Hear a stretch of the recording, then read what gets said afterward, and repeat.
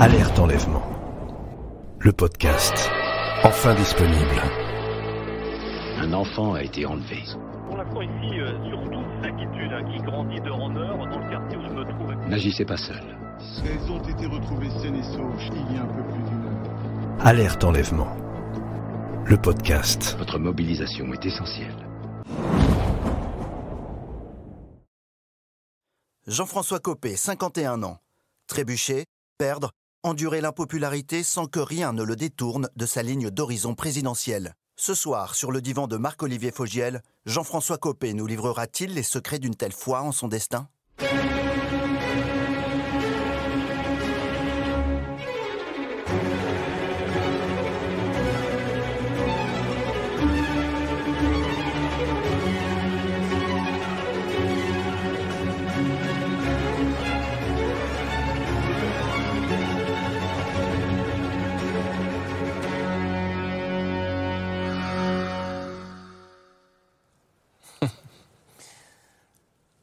Ça dépend des moments. Il y a eu des moments qui ont été effectivement plus difficiles que d'autres, oui, ça c'est vrai. Et ce soir, bonsoir Jean-François Copé. Bonsoir. Merci de faire votre rentrée, comme nous d'ailleurs, c'est notre rentrée également ce soir, sur ce divan de France 3. Vous, ça fait 18 mois qu'on ne vous a pas entendu, qu'on ne vous a pas vu. Ça vous a paru long ? Un peu, mais en même temps tellement nécessaire. Vous diriez, on va développer évidemment, que ça vous a fait du bien ? Je crois que c'était impossible en tout cas de faire les choses autrement. En fait, j'ai fait un long voyage. J'ai fait un long voyage pendant 18 mois. Et ce voyage, je l'ai fait à la suite d'une épreuve très violente. Qu'à vrai dire, je souhaite à personne. Je vais vous arrêter là parce que là, ça sent déjà le discours politique et vous allez voir qu'ici, je vais essayer de vous le faire lâcher, le discours politique. Ça sent un peu l'argumentaire de promotion du livre, puisque vous revenez avec un livre, Le sursaut français. Vous écrivez à propos de cette abstinence médiatique, ayant choisi de m'abstenir de tout discours, meeting, réunion publique, la vue régulière d'un micro à proximité m'a fait le même effet traumatique qu'un ancien fumeur invité à une soirée où les cigarettes sont consommées en masse, mais qui n'en accepte aucune. Le drogué que vous étiez aux médias, ce soir, c'est la fin du sevrage ? Je crois que j'ai fini avec cette addiction-là, oui, ça c'est sûr. Vous étiez en overdose ? Oui, au sens où il n'y avait plus le temps de la réflexion. Mais vous m'avez interrompu tout à l'heure sur un sujet, je voulais le dire. C'est pas politique, non, justement. Quand je vous dis après une épreuve que je souhaite à personne... Non, justement, il n'y a pas de politique là-dedans. Le fait de revenir par une émission comme celle-là, Jean-François Copé, là où certains de vos collaborateurs vous déconseillaient de venir un peu vous livrer comme ce soir, c'est pour vous le besoin aussi de purger cette image ? Écoutez, en tout cas d'avoir du temps pour en parler. Et j'ai vraiment pensé que votre émission était sans doute je dis même pas la meilleure, la seule, en fait, qui le permette. Le système médiatique est ainsi fait, il a beaucoup de qualités par ailleurs, que c'est un système dans lequel on est dans la frénésie du moment, dans l'hyper-actualité, il faut toujours avoir un avis sur tout. J'étais très fort d'ailleurs moi pour ça, j'étais capable d'avoir un avis sur tout le temps. En pensant être le meilleur d'ailleurs, avis. Oui, c'est bien sûr, c'est toujours pareil. D'avoir un avis sur tout, d'être de tous les clivages, de toutes les bagarres... et en fait, c'est la fonction aussi. Quand vous êtes chef de l'opposition, président de parti, en fait, vous êtes obligé d'être sans arrêt contre la gauche, quand vous êtes de droite, et donc de rentrer dans une espèce d'automatisme. Et les rares semaines où je parlais pas, on disait qu'est-ce qu'il a ? Il est malade, il a un problème, il est d'accord avec le gouvernement. Et bon, ça, je l'ai pas choisi, de me retrouver là où je me suis retrouvé, c'est-à-dire en ayant tout perdu. Parce que j'ai pris cher en fait. J'ai l'impression de perdre tout, mes responsabilités, mon honneur aussi, peut-être même mon avenir. Et en tout cas, ce qui est vrai, c'est qu'il y a une chose que j'ai retrouvée, c'est la liberté. Et ça, c'est énorme. On va voir ce que vous allez en faire de cette liberté. On va essayer de se replonger dans le passé, voir les erreurs que vous avez pu commettre, essayer de voir qui est le vrai Jean-François Copé. qui a été quand même l'homme politique le plus impopulaire à un moment. Comment on vit avec ça? Déjà, pour commencer... J'étais même... oui, absolument. J'ai été le plus détesté dans un classement de je ne sais plus quel journal. C'est stimulant quand vous avez ça. Vous dites, mais vous faites, tout ça, je fais ça pourquoi déjà? Ça fait drôle. Pour déjà commencer, pour essayer de comprendre votre état d'esprit, je vous propose de regarder cette image, une image étonnante pour résumer donc votre état d'esprit, on va dire, de ces dernières années. On peut pas vraiment dire que ça soit ton année quand même. Non. Et l'année dernière, non plus. Ouais. L'année d'avant, ça a failli, et puis... Non. Comment tu vois l'avenir?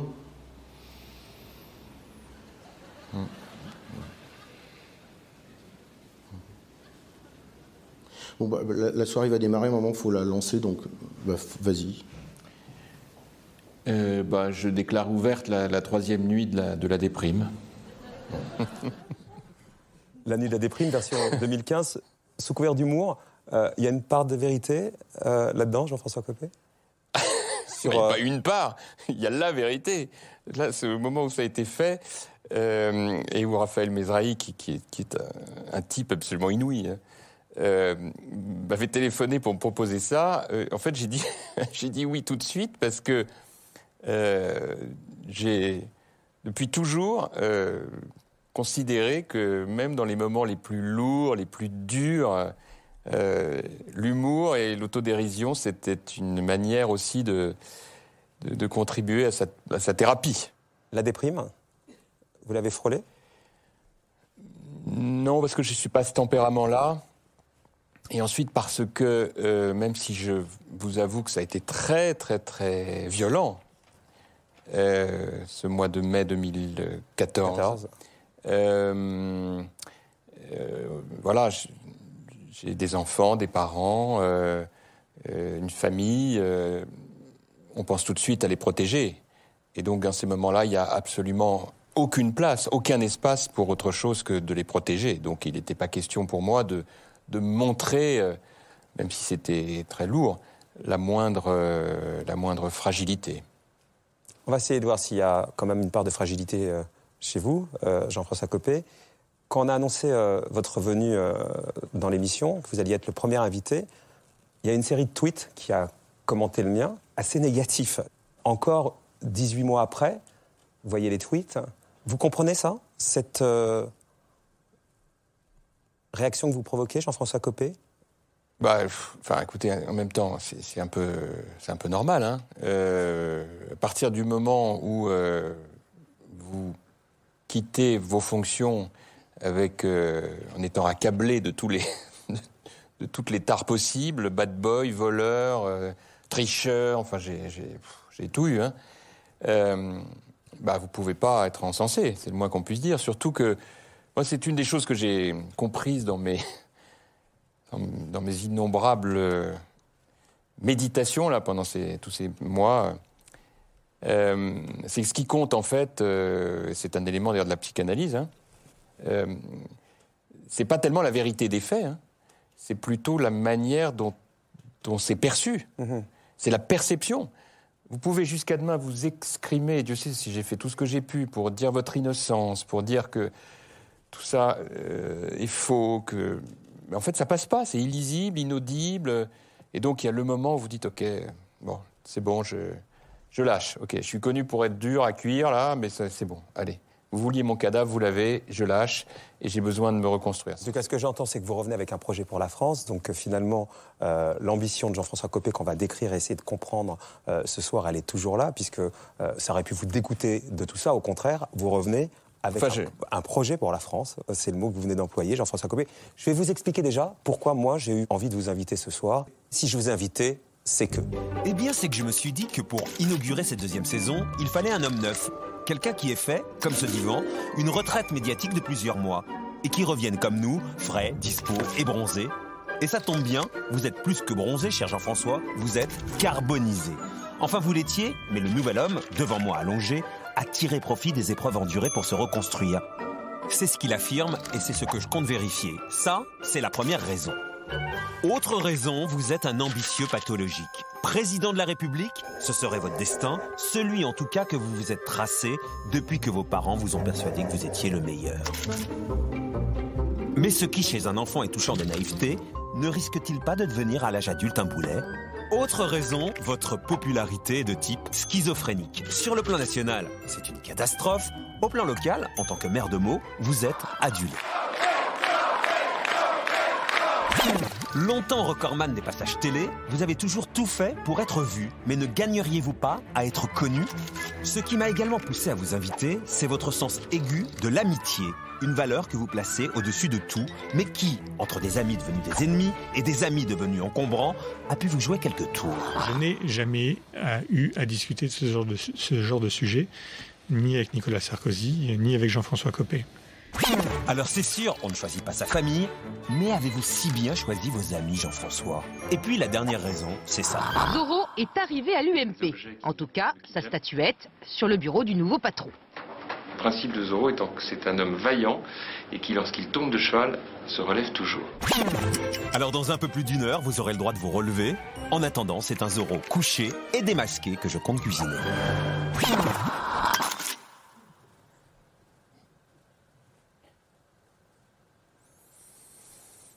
J'ai une seule chose sur laquelle je voudrais... Enfin, là, du petit film qui est marrant, mais... c'est la notion d'ambitieux pathologique. Pour moi, c'est pas une pathologie et il y a des limites à tout ça. Et je les ai touchés du doigt, d'une certaine manière. Et je me suis demandé sincèrement, profondément, si j'allais pas finalement tout arrêter. Alors on va d'abord rappeler aux téléspectateurs pourquoi vous êtes parti, ce fameux bureau politique, le 27 mai 2014. Rétrospectivement, on va vous repasser des images, c'était d'une violence incroyable. On ne va pas parler de l'affaire Big Malion maintenant, on le fera tout à l'heure, mais c'est cette affaire Big Malion qui fait que vous êtes obligé de partir. En 2 mots, vous êtes le patron de l'UMP. On reproche au patron de Big Malion d'avoir fait des fausses factures entre l'UMP et l'agence pour pouvoir couvrir des frais de campagne de Nicolas Sarkozy qui avaient explosé. Voilà. Vous, à l'époque... Personne ne peut croire que vous n'êtes pas au courant et on vous pousse à la démission, vous qui vous accrochez à votre siège. Regardez les images de l'époque. 8h ce matin, tout près de l'Assemblée. Cafés et conciliabules. Dans quelques instants va commencer le bureau politique de l'UMP. Il va être historique. Car c'est bien la tête de Jean-François Copé qui est en jeu. Le patron de l'UMP joue son va-tout. Et au vu des premiers commentaires, cela s'annonce difficile. Est-ce que vous le croyez ? J'ai beaucoup de mal à le croire. Est-ce qu'il doit démissionner de l'UMP ? Je le crois. Il faut partir, barre-toi. À l'intérieur, les mots sont durs. L'ambiance abasourdissante inventera même un participant. Nathalie Kosciusko-Morizet, je ne peux pas te croire. L'ancien trésorier, Dominique Dor, lui lance « Barre-toi ». François Fillon, ta responsabilité est de te mettre en réserve pendant la durée de l'enquête. Nous n'avons que quelques semaines pour sauver l'UMP du désastre. 2h30 plus tard, Jean-François Copé jette l'éponge. Le 15 juin prochain, il ne sera plus président de l'UMP. On dit beaucoup de choses, on écrit beaucoup de choses. Mais moi, je veux leur dire dans les yeux que mon honnêteté, mon intégrité est totale. Totale. Et si le fait que je parte de mes fonctions permette aux Français de mesurer que je suis très loin des caricatures que l'on fait de moi, eh bien, cela aurait servi à quelque chose. C'est loin ou c'est proche ?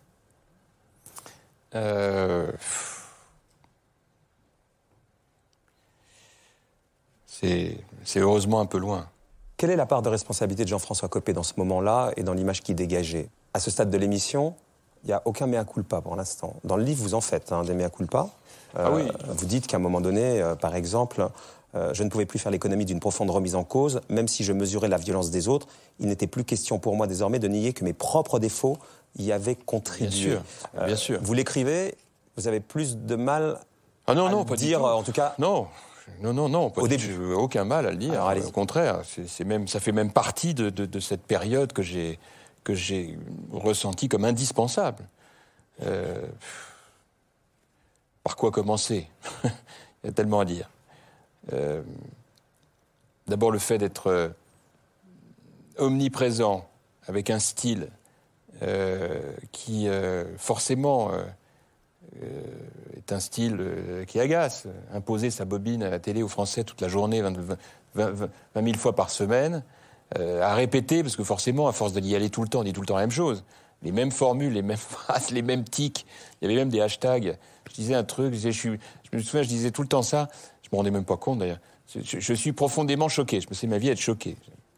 Tout me choquait. Bon. Voilà pour la partie la plus, j'allais dire, la plus superficielle, mais en même temps la plus énervante pour quelqu'un qui... Alors voilà, évidemment, vous avez toujours des gens, heureusement, qui vous soutiennent, mais vous avez des gens qui en peuvent plus de voir la même bobine, qui dit tout le temps les mêmes choses. Vous étiez un peu dans l'outrance. Oui, mais qu'on arrive assez vite à atteindre quand on est pris dans l'hyperaction, pas dans l'action, dans l'hyperaction, et en plus dans la condition qui est la sienne d'être chef de l'opposition, donc qui est très frustrant parce que c'est très frustrant parce qu'on ne peut pas agir, on est dans l'opposition, donc on est sans arrêt obligé de commenter, de critiquer. Enfin, il y a des gens qui tapent plus ou moins fort. Vous tapiez comme un sourd tout le temps. Mais avec le célèbre esprit de nuance qui me caractérise et qui fait que j'étais bien incapable, depuis je me suis bien calmé de tout ça, mais incapable d'être absent d'un clivage. Il fallait que je les fasse tous. Il fallait toujours que j'ai un avis. Ça c'est une chose. J'ai beaucoup réfléchi à tout ça, d'ailleurs. J'ai travaillé aussi avec une femme absolument remarquable qui était anthropologue et qui m'a... Parce que j'ai fait appel à des tas de matières différentes pour essayer de sortir de la politique, de faire de la démographie, psychologie, très important, l'anthropologie donc, et qui m'a dit, vous savez, les gens ils veulent plus de ça, il peut pas être sans arrêt dans le ou, voilà, alors on est pour ceci ou pour cela, non, il faut pas craindre de temps en temps d'être le et, on relie les gens, cette idée de bienveillance, était un mot qui n'existait pas, je dis même pas de mon vocabulaire, mais je n'y pensais même pas, la bienveillance. Simplement l'idée de saluer le travail de quelqu'un d'autre plutôt. Et alors, pourquoi ? Parce que c'est pas le cas quand même de tous les hommes politiques. En tout cas, vous, dans l'échelle, vous étiez au maximum, l'intensité maximum de tout ça, de la caricature, de tout ce qu'on n'aime pas de l'homme politique. Complètement. Pourquoi ? Mais complètement. Parce que je pense que j'étais dans un espèce de processus, quoi, qui faisait que je ne m'arrêtais pas, parce qu'il n'y avait pas de place pour s'arrêter, parce qu'on est dans l'action permanente. Et c'est aussi inhérent à la fonction qui était la mienne, de chef de parti. Vous parlez de rapidité, vous parlez pas de personnalité, là. Il n'y a pas aussi quelque chose qui est lié plutôt à votre personnalité ? Vous avez tout à fait raison de m'entraîner là-dessus. Bien sûr, évidemment que c'est la personnalité, chacun a la sienne. Et que évidemment que dans ces périodes, on arrête de regarder que ses qualités, loin s'en faut, puis on s'occupe vraiment que de ses défauts. Non, mais t'as vu tout ce que...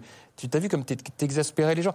Et c'est vrai aussi que c'est ajouté à ça ce qui a fait que je suis devenu la caricature de moi-même, c'est-à-dire que se sont ajoutés des événements que j'ai finalement... à la fin de la fin, mal géré. L'histoire de la campagne interne avec François Fillon, bien sûr que j'ai jamais triché, bien sûr que j'ai gagné cette élection d'un chouïa. Quand vous revivez ça aujourd'hui, donc bien après, ça a été une erreur de vous précipiter comme ça, de vous accaparer la victoire ? Rétrospectivement, oui, bien sûr que c'était bien sûr. Vous avez tout à fait raison. Mais c'est pas ça mon erreur. Mon erreur, et aujourd'hui elle me paraît évidente, mais quand on refait l'histoire, c'est que j'aurais dû, à ce moment-là, dire on refait l'élection, tout de suite, sans attendre. C'est ça que j'aurais dû faire. Parce qu'en laissant planer ce doute, bien sûr, celui qui était battu trouvait toute une série de raisons pour dire on m'a volé ma victoire, et je suis rentré alors là pour le coup une nouvelle fois dans un tourbillon médiatique que je n'ai pas du tout maîtrisé. Si j'avais à ce moment-là dit ok on refait l'élection tout de suite, l'histoire n'aurait pas été la même. Voilà, je dis les choses sans phare. J'ai fait une erreur et on ne m'y reprendra plus. Aujourd'hui, comment vous définiriez votre relation avec François Fillon, un mot ? Je vais vous dire, ma relation avec François Fillon, comme d'ailleurs avec tous les autres, est une relation qui est, de mon point de vue en tout cas, totalement apaisée et dépassionnée, parce que j'ai tourné la page. Parce que quand on touche de trop près la violence, on n'a plus envie de la revivre. Et j'ai eu à cœur de revoir chacune et chacun de ceux qui m'avaient poignardé. Tous, sans exception. Et ça a été compliqué ? Vous avez dû prendre beaucoup sur vous ? Oui. Oui, parce que quand vous retrouvez après plusieurs mois le regard de ceux qui, quelque temps avant, avaient mis des revolvers à la place des yeux, c'est pas toujours simple. En même temps, encore une fois, il y avait eu un point de non-retour. Et dans ces moments-là, vous revenez à l'essentiel. L'essentiel, c'est pas eux, c'est la France. Donc, pour ça, il faut tourner la page. De toute façon, vous ne pouvez pas faire autrement. Si vous voulez revenir, il faut bien leur parler. Oui, exactement. Est-ce que si je dis le mot excès de confiance, manque de lucidité aussi, ça a fait écho chez vous, Jean-François Copé? Cet excès de confiance, où vous dites ça va bien finir par passer. Manque de lucidité, mais pas manque de lucidité. D'accord, mais excès de confiance. Mais excès de confiance, c'est bien sûr, mais bien sûr. Mais là aussi, j'ai envie de vous dire, c'est fini ça. L'excès de confiance, ça, je vais vous dire une chose, c'est le pire ennemi qui soit. En tout cas, l'excès de confiance, donc à ce stade, il est important, puisque quand vous arrivez à ce bureau politique, vous pensez que ça va passer, alors que de l'avis de tout le monde, vous accrochez à votre siège, mais c'est sûr que vous allez être éjecté. Dans le livre, vous écrivez « Lorsque j'ouvre cette réunion du bureau politique, je crois naïvement pouvoir encore les convaincre ». Je voulais voir les uns et les autres, et je voulais que cette réunion ait lieu. J'ai même demandé à être seul, j'ai souhaité être seul à la tribune pour que chacun voit bien que je l'assumais en tant que président de l'UMP comme une responsabilité politique. Donc il n'était pas question pour moi que cette réunion n'ait pas lieu. Et vous dites que je pensais encore sauver, ou je sais pas quoi, mon poste. À vrai dire, j'en sais rien. Je suis arrivé dans cette réunion surtout avec l'idée d'expliquer les faits, de montrer une nouvelle fois, de réaffirmer une nouvelle fois, comme je le faisais depuis quelques jours, mon innocence, et en même temps de laisser les uns et les autres s'exprimer. Ensuite, je sais très bien qu'il y a une acrimonie très forte. Vous savez, quand vous avez une des femmes politiques présentes qui commence tout de suite à ouvrir le feu et qui dit cette affaire, c'est pas la campagne présidentielle de Nicolas Sarkozy, quand on sait la suite de l'histoire, dit-elle, c'est tes amis de Big Malion et toi tu n'es pas complice, tu es le coupable. Vous le prenez, le truc. Il faut le prendre, Là, je vous assure, j'ai touché la haine du doigt. Je l'ai vu, je voyais les visages de gens que je connais depuis 20 ans se transformer en me regardant. Je vous interromps une seconde là-dessus, Jean-François Copé. Précisément, la femme dont vous parlez, c'est Nathalie Kosciusko-Morizet.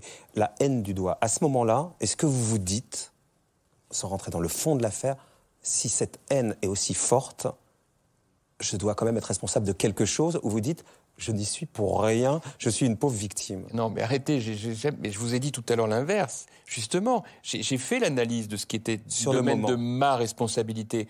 Mais sur le moment, je ne me pose pas toutes ces questions. Sur le moment, je ne suis pas en psychanalyse. Sur le moment, je suis en train de vivre quelque chose qui est extrêmement violent et pour lequel je ne me dis qu'une chose, tu dois faire face. C'est ça que vous vous dites. C'est ça qui m'intéresse ce soir. Mais bien sûr. Faire face. L'idée, c'est de faire face. Mais c'est pas de lâcher, c'est faire face. Mais parce que quand vous êtes chef, c'est votre devoir de faire face, c'est votre devoir d'assumer. Mais ce jour-là, à ce moment précis, mon objectif, c'est que chacun s'exprime, c'est que je réponde, et qu'ensuite, après ce lamentable moment, restez digne. Parce que la journée, elle faisait que commencer, ce 27 mai 2014. Il fallait sortir de la salle, croiser les regards, passer à l'étape suivante qui était de rencontrer cette fois mes amis, députés copéistes, qui alors là pour le coup ont été absolument extraordinaires, parce qu'il fallait que je leur dise croyez-moi, croyez en mon intégrité. Et puis après il fallait faire le 20h. Et ce qui finalement m'a aidé beaucoup à tenir, au-delà du fait que les gens que j'aime étaient vraiment très très à mes côtés, mais c'est mon innocence. Ça vous paraît sans doute absurde que je vous dise ça, mais cette innocence a été pour moi un moteur majeur pour cette reconstruction, justement. Un mot sur le moment, ce bureau politique. On a bien raconté comment vous l'avez vécu, pourquoi vous avez tenu, pas ce manque de lucidité, mais cet excès de confiance. Vous racontez dans le livre, au même moment, votre mère était entre la vie et la mort à l'hôpital. Ouais, ça a duré, ça. Elle a été d'un courage incroyable. Et je me suis dit, mais on va tous tomber, quoi. On voyait plus la fin du tunnel. Et effectivement, ma mère héroïque, avec un énorme problème cardiaque, faisant face de façon incroyable. Moi, de mon côté, essayant de tenir. On est allé chercher dans les profondeurs de nous-mêmes, dans la famille, là, pour tenir. C'était fou. C'était fou. Il y a même eu un moment, j'en souris aujourd'hui, mais sur le moment, notre petite Faustine est tombée. Votre dernière fille, elle est toute petite, elle a 6 ans. Oui, à l'époque, elle en avait 4. Et elle se cogne un énorme œil au beurre noir. On dit là, c'est le pompon, là. On a ma mère en réanimation, notre petite qui saigne de partout. Et ça ne s'arrêtait jamais. Cette phrase qui est tellement dure d'un éditorialiste, à la télé, en direct, qui dit « C'est très bien Copé va retourner dans les égouts, c'est sa place ».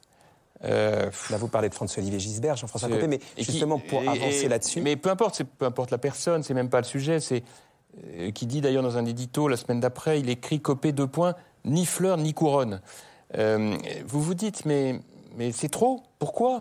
Vous savez, j'ai très très souvent pensé à Jacques Chirac, qui a été mon patron, hein, comme on disait autrefois. Mon patron en politique, vraiment, son exemple m'a énormément inspiré. Son rapport aux autres, son rapport aux Français, son humanité, certaines formes de bienveillance, son sens de l'État. Ça a été une leçon de vie, la période de sa bagarre avec Balladur, parce qu'il était abandonné, Jacques Chirac. Il n'y avait plus personne autour de lui. Tous ceux dont il avait fait la carrière l'avaient lâché. Il ne restait plus que les petits jeunes, mais alors très très petits jeunes, hein, 28 ans, 29 ans, là je crois que je devais avoir 30 ans, là, 31 peut-être. À Meaux, je me souviens. Et j'ai vu cet homme seul, tellement trouver au fond de lui-même la force de continuer. Et il nous avait dit, écoutez, vous occupez pas des sondages, vous occupez pas des journaux, je gagnerai, je serai élu. Et puis voilà, il a gagné. Donc c'est encore possible pour vous, Jean-François Copé.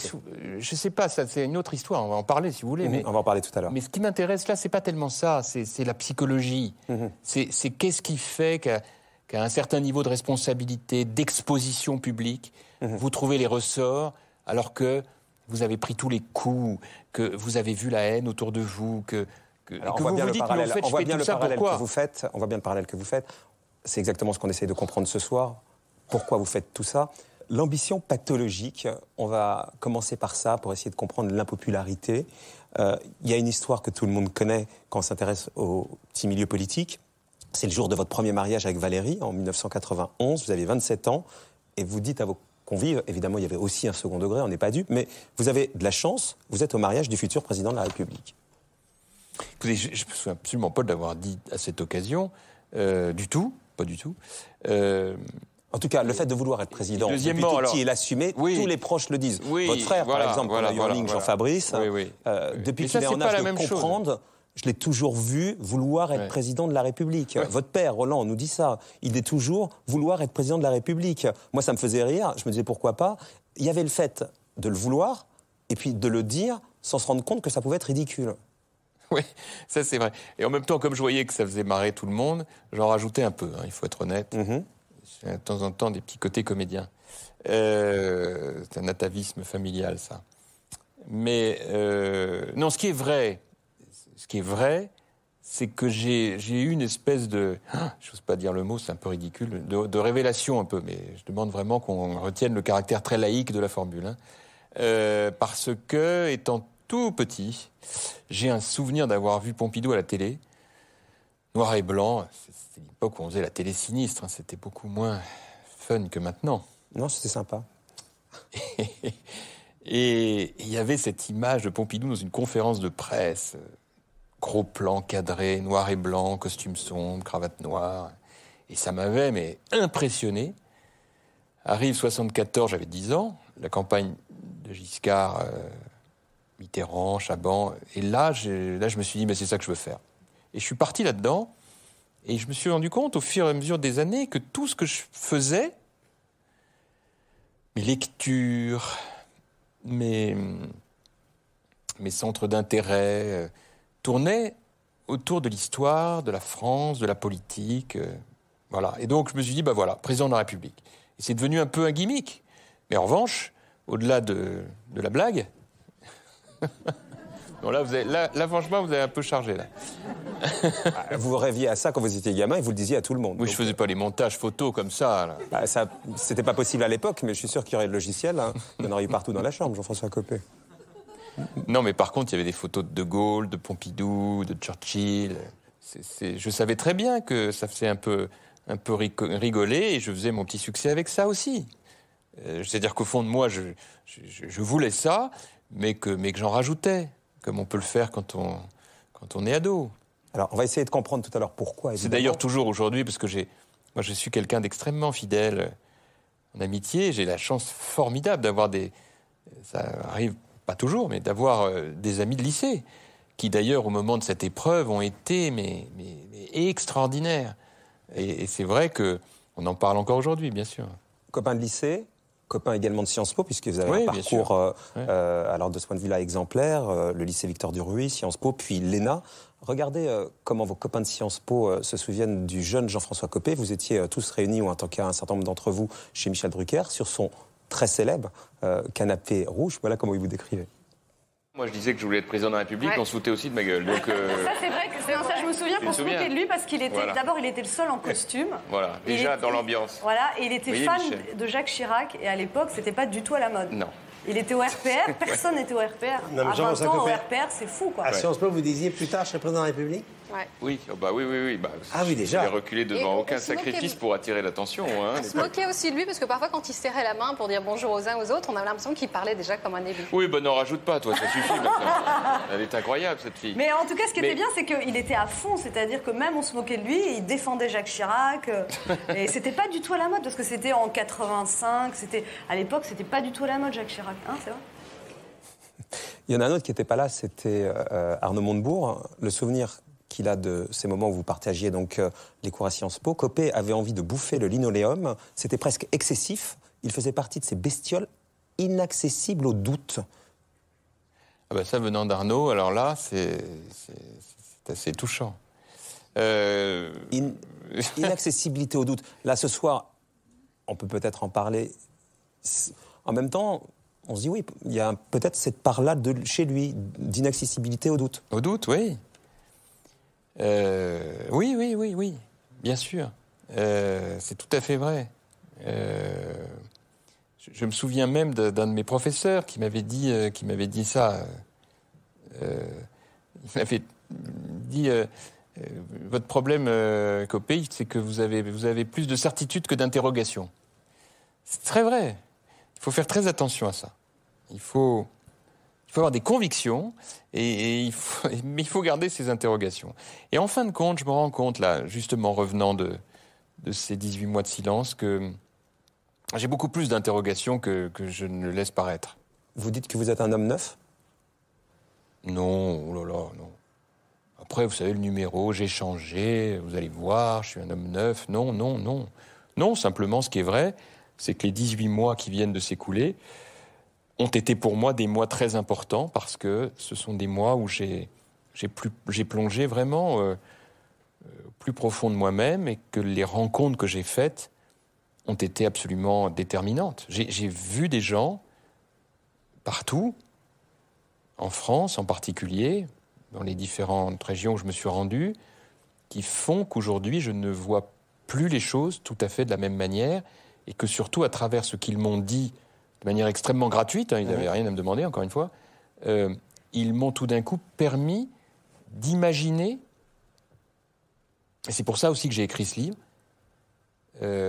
comment la France, qui aujourd'hui est en période de doute terrible, peut s'en sortir, voilà, peut trouver ce que j'ai appelé son sursaut. Et ça, maintenant, j'ai vraiment acquis cette conviction. Alors on va y venir. Et c'est ça qu'il faut travailler. Vous comptez le faire et si vous êtes en capacité de le faire. On a parlé de cette ambition pathologique, de cette impopularité, on va y revenir un peu, mais il y a évidemment quelqu'un qui la partage au quotidien, c'est votre épouse, la maman de votre petite fille, Nadia. Elle a accepté de participer à l'émission, vous avez un peu hésité tous les deux, puis elle est là. Et elle a accepté donc de venir nous livrer la part intime du Jean-François Copé. Bonsoir Nadia. Bonsoir Marco. Merci d'être là. Je vous en prie. Comment vous l'avez trouvé déjà jusqu'à là, votre époux ? Plutôt lui-même. Et effectivement, il a dit peut-être des choses qu'il n'aurait jamais dit ailleurs. Hein. Ces 18 mois qui viennent de passer, vous les avez vécus comment à ses côtés, Nadia ? Alors, ça a été au départ extrêmement difficile. Et on n'est pas forcément habitué à vivre ce genre de choses. Donc, en fait, on a essayé de faire au mieux. Et puis, on était très entourés, en fait, par notre famille, nos amis. On avait des gens formidables autour de nous. Et puis, on a des enfants, donc des parents. Donc, c'est vrai qu'il fallait être fort, il fallait debout, faire face. Et voilà. C'est quoi ses défauts ? L'excessif ? Non. C'est vraiment tout l'inverse, hein, en fait. Il est très calme, très mesuré, très attentif. Et pourquoi, à votre avis, vous qui partagez le quotidien Jean-François Copé, il est l'inverse à la télévision qu'à la maison ? C'est quoi ça, à votre avis, pourquoi et quelle est sa part de responsabilité, Nadia ? Alors, déjà, je pense qu'en étant chef d'un parti politique, on endosse des responsabilités et on est forcément clivant, surtout quand on est dans l'opposition, où on doit absolument taper sur le gouvernement en place. Et là, quand on est chef d'un parti, c'est compliqué quand même pour l'image. Et puis, Jean-François est quelqu'un d'extrêmement pudique. Hein. C'est une protection. Ouais, il est très pudique. En revanche, quand on a accès à lui directement, que ce soit sa famille, ses amis ou ses administrés ou les gens qu'il peut rencontrer partout, enfin, dès qu'il a une rencontre directe avec les gens, ça se passe vraiment très très bien. On perçoit tout de suite l'homme qu'il est, attentif, chaleureux, à l'écoute toujours et très soucieux des autres. Ça, on le ressent tout de suite, immédiatement. Mais c'est vrai que c'est assez dommage, ce décalage. Hein. Elle est amoureuse comme au premier jour, Jean-François Copé, Nadia. C'est réciproque. Non, mais oui, mais je ne peux pas, à ce point de notre rencontre, ne pas dire que la solidité de Nadia a été quelque chose d'absolument majeur dans cette période de reconstruction, comme l'a été la solidité de nos enfants, hein, qui ont été exceptionnels, ce que j'évoque dans mon livre, parce que c'est tout de suite à eux qu'on a pensé, évidemment. Vous racontez la première fois que vous vous êtes rencontrée, Nadia, avec Jean-François Copé, parce que c'est aussi un aspect de sa personnalité qu'on ne connaît pas forcément, mais c'est assez romantique, finalement, comme histoire. Enfin, le début, ça commence mal, ça finit bien, d'une certaine manière. Exactement. En fait, on s'est rencontrés quand on était très jeunes, respectivement 18 et 20 ans. Et on est sortis ensemble, comme on peut faire à cet âge-là, pendant une année à peu près. Et puis, en fait, du jour au lendemain, il m'a laissé tomber pour une jeune femme que je trouvais bien évidemment bien moins intéressante que moi. C'est ce qu'on peut se dire dans ces cas-là. Et voilà, donc ensuite, on s'est perdu de vue pendant des années. Et moi, c'est à ce moment-là que j'ai rencontré l'homme qui allait devenir mon mari, avec lequel j'ai eu 2 fils merveilleux. Et voilà, et puis j'ai perdu mon mari. Donc il y a eu une période difficile, vraiment difficile, comme vous pouvez l'imaginer. Et c'est quelques mois après, en fait, dans l'école de mes enfants, que j'ai retrouvé Jean-François, on ne s'était pas vu depuis 25 ans. Et la suite de l'histoire est très belle. C'est notre petite Faustine, et qui a fait le lien, en fait, entre tous ces enfants qui composent notre famille, en fait. Parce qu'aujourd'hui, vous êtes donc une famille recomposée. Oui, comme beaucoup de Français aujourd'hui. Donc, vous avez 2 garçons. Ouais. Vous, Jean-François. J'ai 3 enfants. 3 enfants avec la petite Faustine. Ça fait 6, donc nous sommes une grande famille. Et c'est vrai que ça, c'est formidable, parce que c'est toujours un défi, une famille recomposée, et que c'est aussi un moteur pour nous. Hein. Et nous sommes, nous, très, très heureux de voir nos enfants s'entendre merveilleusement entre eux, de constituer une vraie fratrie, et que tout ça se fait avec beaucoup d'amour, en fait. Beaucoup d'amour, beaucoup de tendresse, et bien éloigné de toute cette violence qu'on a évoquée tout à l'heure. Bon, c'est bien aussi de le dire. C'est bien aussi de le dire. Justement, Nadia, et pour conclure, puisque là, c'est le retour de Jean-François Copé, on a bien compris qu'il passait d'abord par cette émission avant de repartir dans les médias et porter son projet éventuellement pour la France. On va y venir tout à l'heure. Vous n'avez jamais pensé à l'en dissuader? Vous ne lui avez pas dit, ben voilà, t'es sorti du système, on va continuer à vivre tranquillement ensemble, tu vas faire autre chose, avocat, à un moment donné vous l'avez été. Vous n'avez pas cherché à le dissuader du retour? Ah non, pas du tout. Mais de toute façon, on ne peut pas le dissuader. Déjà, j'en avais absolument pas envie. Et la flamme qui est en lui est bien plus forte que tout. En fait, surtout quand ça a été difficile, très très difficile, quand il a dû quitter l'UMP, là, il était vraiment très très mal. Il s'est posé des questions, Et en fait, j'ai très bien vu, j'ai très bien senti que voilà, il y avait quelque chose de plus fort. Son engagement pour la France, son envie de servir son pays était plus fort que tout. Son ambition aussi? Ce qui n'est pas forcément un défaut, hein, oui, mais son ambition aussi. Son ambition aussi, oui. Oui. C'est quelqu'un d'ambitieux, bien sûr. Et je pense que c'est pas un défaut d'être ambitieux. Merci Nadia. Merci beaucoup. On va essayer d'aller à l'origine de l'ambition, si vous voulez bien, Jean-François Copé. Est-ce que ça vous va si je vous dis que vous étiez un enfant roi, petit? Vous avez été élevé de cette manière-là, et c'est peut-être ce qui a conditionné cette espèce de foi en soi et d'ambition. Je sais, peut-être. En tout cas, très aimé, oui. Je suis né dans une famille où il y a beaucoup d'amour. Et où on nous a toujours parlé d'amour.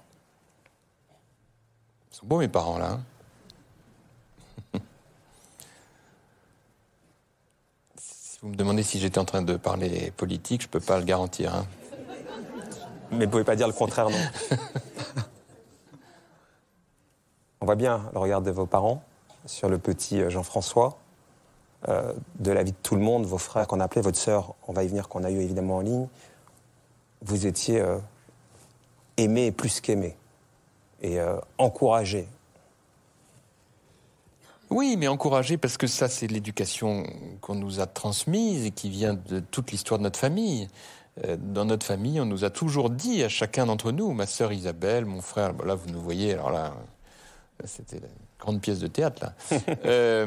Mais c'était de nous dire, moi Isabelle en princesse, c'était de nous dire, vous devez toujours faire tous les efforts pour faire du mieux possible ce que vous faites. Voilà. On ne vous demande pas d'être premier, on vous demande de faire tous les efforts. Votre grand-père paternel, Marcel, quand vous aviez 2 ans, a écrit ces vers. On devine en admirant tes belles dispositions que la France comptera sous peu un grand champion. Ah oui. On peut parler d'un conditionnement, d'une certaine manière. Incroyable. Ça, c'est mes grands-parents. Dans les années 30, vous avez vu comment on faisait les photos, c'est incroyable. Hein. Ça me fait toujours drôle de voir cette photo, parce qu'ils sont plus jeunes que moi, là, sur cette photo. Sur l'histoire qui est la vôtre, dont vous avez hérité, l'histoire de vos parents, oui. On a dit que donc, vous avez été élevé dans l'amour, mais vous avez un père juif ashkénaze, une mère juive séfarade. Et évidemment, on ne peut pas ne pas parler de la Seconde Guerre mondiale qui a imprégné votre histoire familiale. Votre grand-père, Kopelovici, c'était son nom avant qu'il le francise, arrive en France en 1926. Il fuit la Roumanie, où monte l'antisémitisme. Ses frères, donc vos grands-oncles, sont déportés. Ils meurent dans les camps. Il quitte la Roumanie, ce qui déjà en soi n'est pas rien, hein. Comme tous ces centaines de milliers d'hommes, de femmes, d'enfants qui partent de la lointaine Europe centrale, comme on disait à l'époque, pour fuir tout ce qu'il y avait à fuir. Le bolchevisme, l'antisémitisme. Donc il fait ce premier choix courageux d'arriver en France. À l'époque, on arrivait en France de manière quand même moins rapide qu'aujourd'hui. Hein. Et il réalise le ce modèle dont on rêve parfois, le modèle d'assimilation. C'est-à-dire qu'il francise son nom, de Copé-Lovici à Copé. Marcel, à l'époque on s'appelait Marcel, Marcel, Robert, aujourd'hui on ne s'appelle plus comme ça, mais... et devient médecin, et il est mobilisé en 40 comme soldat français, officier, décoré de la Croix de guerre, puis démobilisé. Et puis après, il vit ce que de très nombreux Français de confession juive connaissent. Et il a été, avec toute notre famille, sauvé dans des circonstances qui ont marqué toute l'histoire de notre famille. On y vient. Le 4 novembre 1943, donc, il avait fui Paris avec la famille, donc avec votre père, d'abord pour Toulouse et puis dans la Creuse. Et là, donc, une histoire incroyable et assez fondatrice, évidemment, de votre personnalité, de l'histoire de la famille et bien au-delà. Le 4 novembre 1943, grâce à une famille d'Aubusson, il est sauvé, votre père, votre grand-père, les Léon Lefranc, toute la famille est réfugiée chez eux. Les Allemands débarquent dans la maison. Vos grands-parents se cachent sous les lits. Et là, votre père, tout petit garçon, il avait quel âge à ce moment-là? Il a 13 ans. Il se met au piano pour se faire passer pour le fils de la famille. Et donc, grâce à son sang-froid et au courage des Léon Lefranc, votre père, vos grands-parents seront épargnés. Oui. C'est une histoire extraordinaire. Moi, il ne se passe pas un jour sans que j'y pense. Vous imaginez la scène, une RAF comme on voit dans les films, avec les camions de SS qui encerclent le centre-ville d'Aubusson. Les nazis qui sont là, et mes grands-parents qui empoignent leurs 2 enfants, donc mon père, qui a 13 ans, et sa petite sœur, qui en a 8, qui montent dans l'immeuble, premier étage, qui frappe à la porte et qui tombe sur Madame Léon Lefranc. Qui lui dit, voilà, il faut nous cacher, et elle n'hésite pas une seconde, alors qu'elle est mère de famille, qu'elle a des enfants. Et elle les cache sans hésiter dans son petit appartement, dans une chambre, comme vous dites, avec les grands-parents sous le lit. Et quelques minutes après, l'immeuble est investi par les nazis. Et l'officier SS qui frappe à la porte, et elle lui ouvre avec un sang-froid incroyable, et elle a un tel sang-froid que le miracle se produit. Il regarde l'entrée, il regarde la cuisine, et le miracle, c'est qu'il referme la porte, quoi. Et qu'elle a sauvé une famille française. Une famille donc de rescapés, les Copé. Qu'est-ce qui reste de ça chez vous, Jean-François? C'est comme ça qu'on a été. En fait, c'est le premier message de notre éducation. Moi, toute mon enfance, 1000 fois, notre père nous a raconté, à moi comme à ma sœur Isabelle, comme à mon frère Jean-Fabrice, nous a raconté cette histoire. En nous disant, il y a eu des salauds en France, mais il y a eu des justes. Et que c'est aux justes qu'on doit penser, on ne doit jamais oublier ça. On doit rendre à la France ce que la France nous a donné, à notre pays ce qu'il nous a donné. Ça explique votre engagement politique, vous diriez? Oui. La vérité, c'est que c'est ça, la source fondatrice de mon engagement politique. C'est ça qui m'a engagé, en fait, qui a dépassé tout le reste. C'est cette idée qu'il y a cette lumière qui nous a protégés. Et cette lumière, elle a ce regard, quoi. Votre père, ce petit garçon de 13 ans qui s'est mis au piano comme le fils de la famille Léon Lefranc, des années après, il a eu son parcours de médecin, mais aussi de comédien. Et ironie de l'histoire, dans un film, il joue Pétain. Regardez. Enfin, Laval, vous l'avez lu comme moi. La France n'est pas encore assez antisémite pour tolérer la déportation massive des Juifs français. Qui a fait ce rapport? Les RG. Je l'ai toujours dit, les Français ne sont pas prêts. Pourtant, les préfectures croulent sous les lettres de dénonciation, on ne peut savoir quoi en faire. On ne peut pas déporter les Israélites français de souche. Le peuple ne l'accepterait pas. Alors profitons-en. Expulsons les apatrides.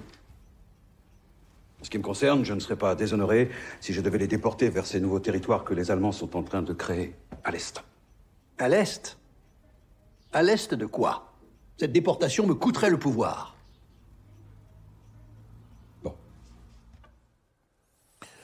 Ça a été une petite discussion qu'on a eue en famille. On était unanime à lui dire de jouer Pétain. Quel clin d'œil. Quel clin d'œil à la vie. Et en même temps, il est en plus tellement bon comme comédien. On sait que l'amitié est quelque chose d'important chez vous. On l'a dit depuis le début de l'émission. C'est une valeur à laquelle vous êtes très attaché. Certains disent que vous la placez au-dessus de tout. Vous diriez, et on va développer, que parmi vos erreurs, c'est peut-être de vous être mal entouré, Jean-François Copé.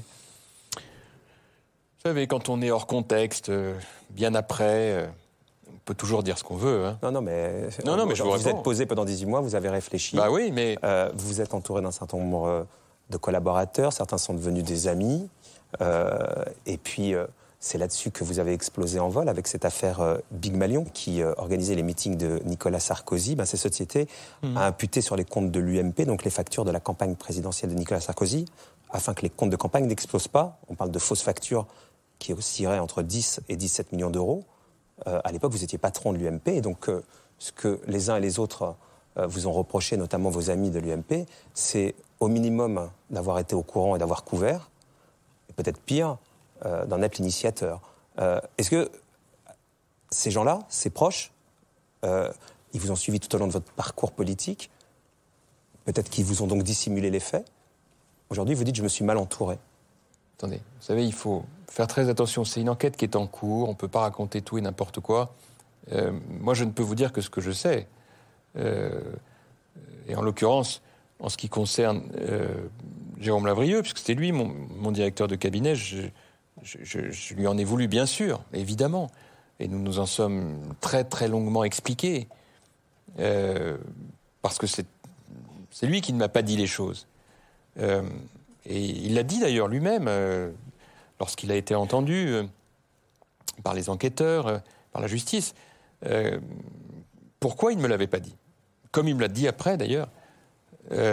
Parce que c'était une machine qui s'était emballée, parce qu'il fallait absorber les excédents gigantesques de cette campagne présidentielle, et qu'il savait que s'il allait me demander l'autorisation de le faire prendre en charge par l'UMP, je l'aurais immédiatement refusé et interdit, évidemment. Et qu'il ne voulait pas, il l'a expliqué, créer de crise entre Nicolas Sarkozy et moi. C'est ainsi.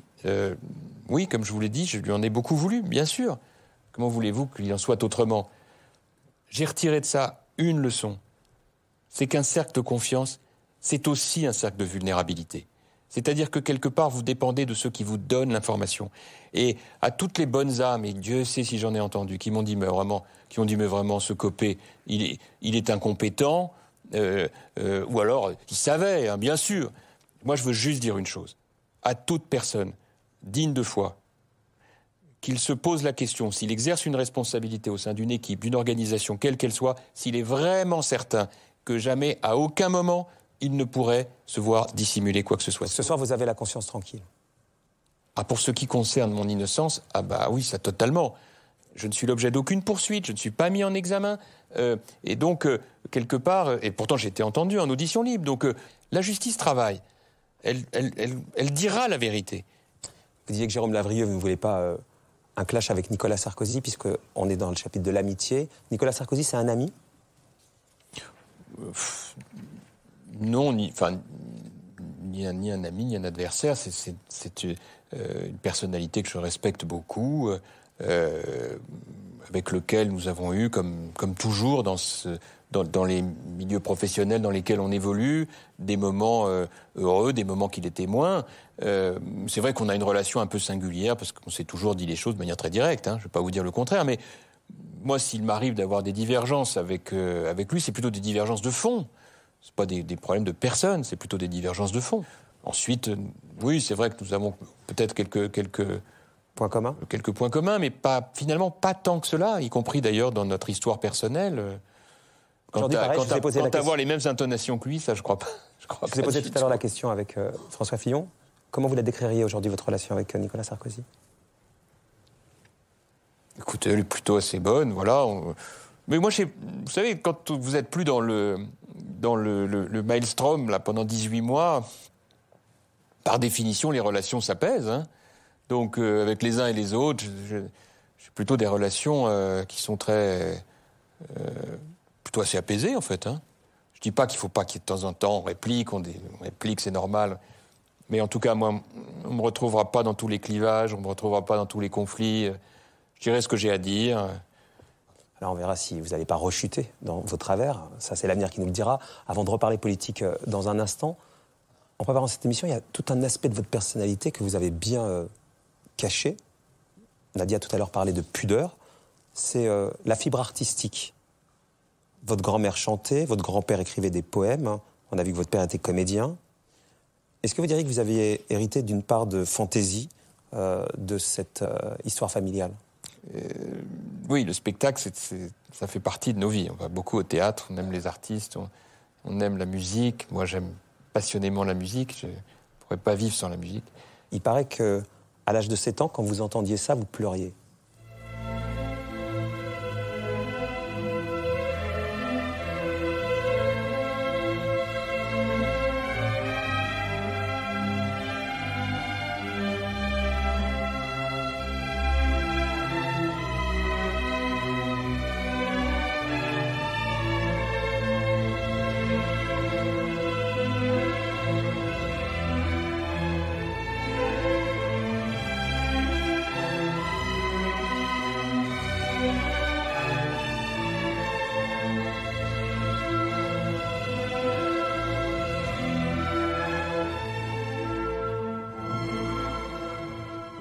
Écoutez, je ne sais pas qui vous a raconté ça, mais c'est en écoutant ce mouvement que j'ai compris que j'avais une hypersensibilité à la musique. Oui. Je me souviens très bien. J'étais très petit, mais je me souviens très bien que j'ai absolument fondu en larmes en entendant cette musique, qui est absolument exceptionnelle. Et aujourd'hui, vous êtes un musicien. Je suis incapable de jouer cette symphonie, et parfois même un peu d'ailleurs en difficulté pour l'entendre, puisque même là j'ai eu des frissons en l'écoutant. Oui, je suis passionné de musique, oui. On écoute d'abord de la musique, vous, derrière un piano, plutôt du jazz, et on en parle ? Ouais, vous avez une image de ça ? Allons-y. Dans le milieu du jazz, on le connaît sous le nom de JFC. Je vous demande d'accueillir Jean-François Copé.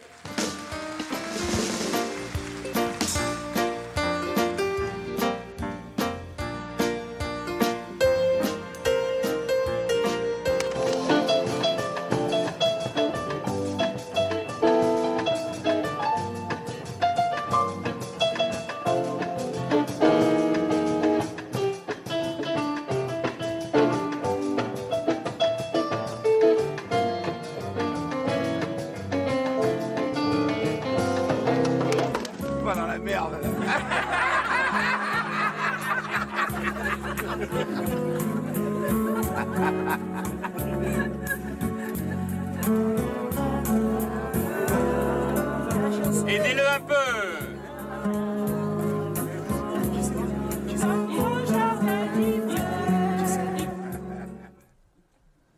Ça, c'est marrant, ça. D'ailleurs, c'est marrant parce que ce 27 mai 2014, la première chose que je me suis dit en finissant cette journée qui a eu un mal fou à se finir, je me suis dit, bah écoute, voilà, ça va te permettre de progresser en musique.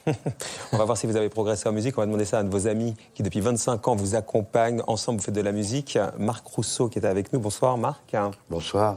Merci d'être là. Mais c'est moi qui vous remercie. Ça fait 25 ans que vous faites de la musique avec votre copain Jean-François Copé. Ouais, les années passent très très très vite. Mais ça fait 25 ans qu'on fait de la musique ensemble, en effet. Il a progressé pendant 18 mois, au moins que ça lui ait servi à quelque chose, tout ça. Oui, bien sûr qu'il a progressé.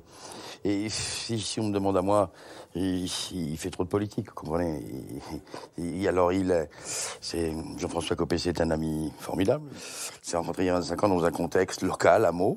Et très vite, on a découvert qu'on avait des goûts musicaux communs, puis qu'on aimait bien le jazz en particulier, les crooners, et puis qu'on aimait bien les beaux standards, et puis les belles bossas, Carlos Jobim, et on n'a pas beaucoup de temps pour répéter, mais on le fait toujours. Vous avez dû souffrir en tant qu'ami de voir l'image qu'il montrait de lui-même à travers la vie politique, qui est assez éloignée de celle que vous décrivez là ce soir. Moi, je veux juste vous dire un truc, c'est mon ami. Si je suis là, c'est que c'est mon ami. Il faut un courage incroyable pour rester debout. Puisque là, normalement, quand on prend une rafale comme ça, on est couché. Et on se relève pas. Lui, il est resté debout. Il est resté debout. Et je trouve que ça mérite que je dise qu'il a toute mon admiration. Pas parce que c'est mon ami, mais ce courage-là, je ne l'ai jamais rencontré ailleurs. C'est mon ami, il a cette image meldoise qui est très, très importante pour lui aussi. Meaux, donc il est le maire, donc. Il est le maire de Meaux, il est député maire de Meaux. Je rappelle, ça fait 4 mandats qu'il a été élu. Théoriquement dans une ville de gauche. Bon, c'est pas mal pour un maire élu. Il a fait presque 70% à chaque fois. C'est quand même assez particulier. Il est très très aimé. Il est ouvert à tout le monde. C'est un vrai maire. Moi, je voudrais juste vous dire un tout petit mot. C'est très simple. Dans une autre vie, j'ai donc été ce très jeune journaliste dans les années 70. Et on attendait la venue de Jacques Chirac, qui était forcément ministre à l'époque, sur le parvis de la cathédrale de Meaux. Et il sort de cette CX noire, ce grand monsieur, avec un look totalement incroyable. On comptait les dents du peigne dans la coiffure, il avait des grosses lunettes noires qui lui mangeaient la tête, espèce d'extraterrestre complètement. Bon, par ailleurs, c'était un monsieur charmant. Il y avait, dit-on, un décalage d'image. Bon, il est devenu président de la République 2 fois. Je crois que c'est tout ce que j'ai à vous dire. C'est un vrai ami, il n'y a pas de doute. Président de la République 2 fois. On va voir maintenant avec Jean-François Copé s'il veut le devenir 1 fois. Merci beaucoup, Marc Rousseau. C'est avec plaisir. On va parler donc de la suite pour vous, si vous voulez bien, Jean-François Copé. Mais avant de l'évoquer, on va initier une nouvelle séquence dans cette émission. Vous avez eu la gentillesse de bien vouloir aller vous prêter à un exercice. Vous êtes allé faire des photos chez l'un des plus grands studios mondiaux, le studio de photos Harcourt. Et évidemment, comme à chaque fois qu'on fait une séance photo, il y a plusieurs photos possibles, puisqu'il y a plusieurs plans possibles, et vous en avez choisi une. Et on va essayer de comprendre pourquoi vous avez choisi celle-là. Vous allez voir notre psy qui va décrypter le choix de votre photo après votre séance chez Harcourt. Regardez.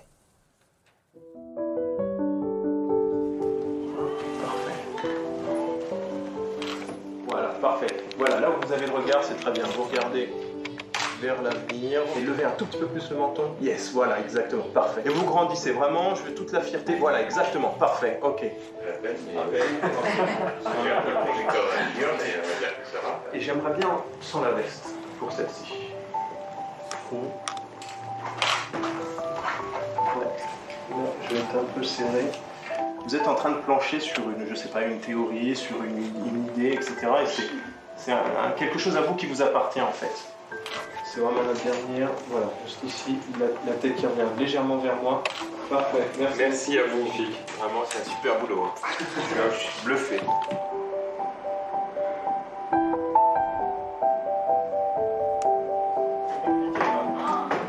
Waouh.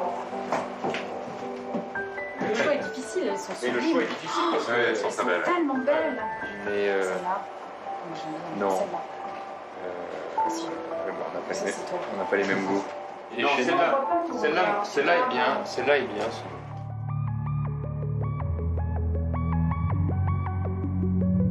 Jean-François Copé a écarté des photos où il apparaît plus présent, esquissant un sourire, le regard introspectif, livrant un peu de son intimité.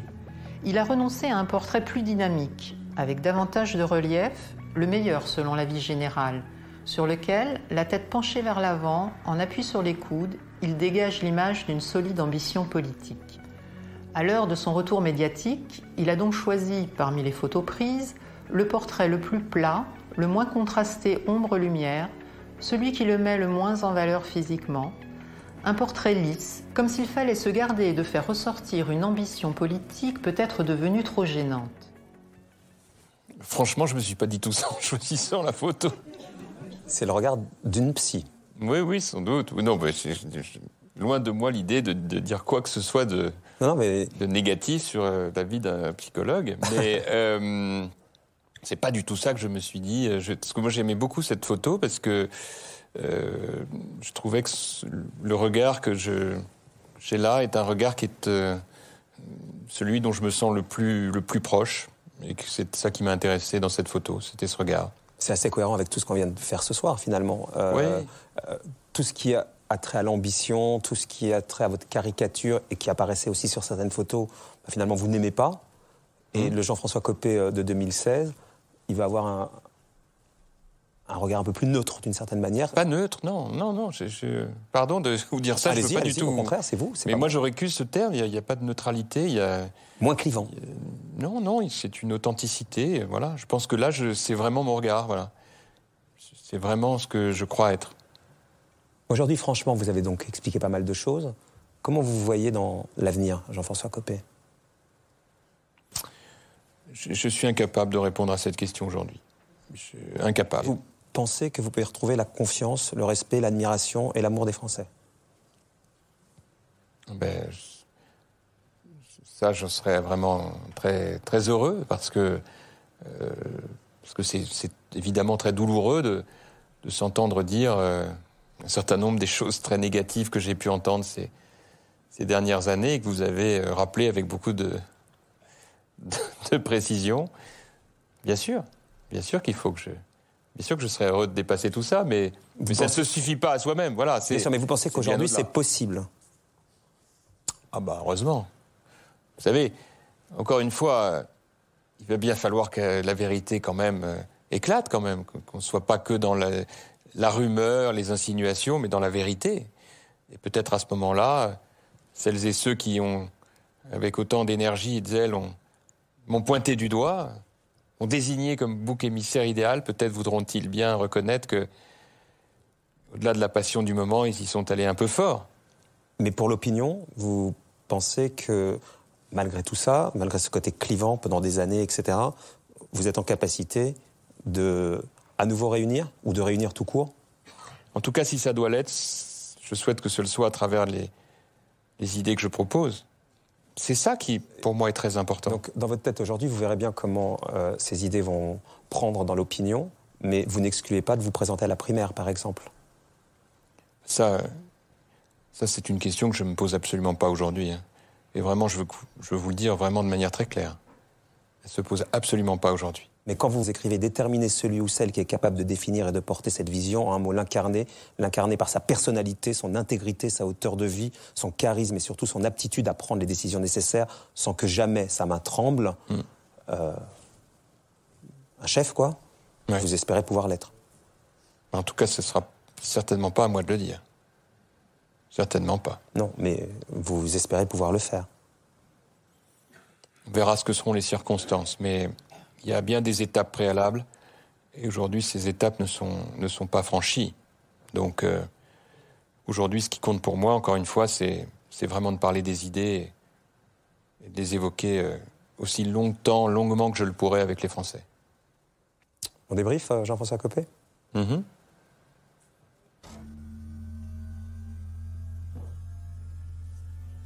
Voilà, Moi, j'étais très heureux de pouvoir vivre ce moment. Curieusement, je ne le craignais pas, parce que je suis toujours senti, dans la perspective de vous rencontrer dans cette émission, très serein, en fait. J'avais envie, cette fois, de parler, comme on l'a fait. Donc, avec évidemment des moments de vérité, d'autres où vous êtes un homme politique et vous le restez de toute façon. Oui, enfin, je suis pas sûr d'avoir. D'abord, j'aime pas cette idée que on opposerait la vérité à l'homme politique. Non, j'ai plutôt dit ce que j'avais sur le cœur. Et moi, j'essaie de vous dire les choses telles qu'elles sont, telles que je les ai vécues. Et j'ai eu le temps de le faire, donc pour moi c'était très important de... Pour conclure, vous avez l'impression d'avoir dit tout ça, finalement d'avoir un peu dépassé la pudeur décrite tout à l'heure. Ça va vous permettre maintenant autre chose? Grosso modo, est-ce que c'est un exercice réussi pour vous? Et ça, vous avez pu purger un certain nombre de choses? Je ne vais pas faire le divan tous les jours. Dommage. Maintenant que vous connaissez l'adresse. Je vous laisse cette exclusivité. Est-ce que vous avez maintenant... D'abord, je serai certainement pas omniprésent dans les médias. Ça, j'ai fini tout ça. Mais en revanche, je vais vraiment me concentrer sur le projet que je veux défendre. Oui, ça, c'est sûr. Donc, je crois que c'était important que je puisse vous dire ça maintenant. Et puis aussi que... j'espère que les Français qui auront regardé, qui auront bien voulu m'écouter, comprendront le sens profond de mon engagement. Et qui se sont peut-être trompés sur vous. Ça, oui. Ça, j'espère vraiment. Je vais vous offrir votre photo Harcourt, du studio Harcourt.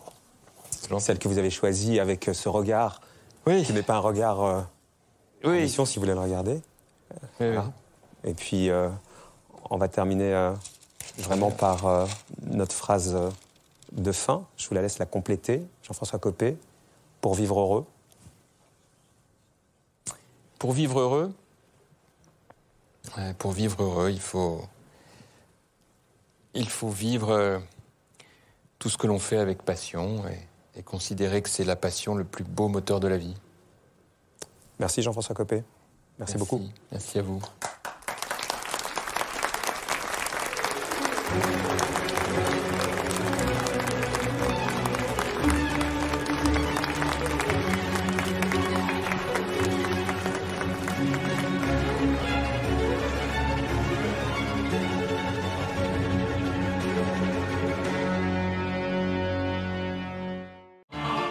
Découvrez le podcast Déraciner des ailes pour s'envoler, s'enraciner. Déraciner des ailes, le podcast, disponible sur toutes les plateformes.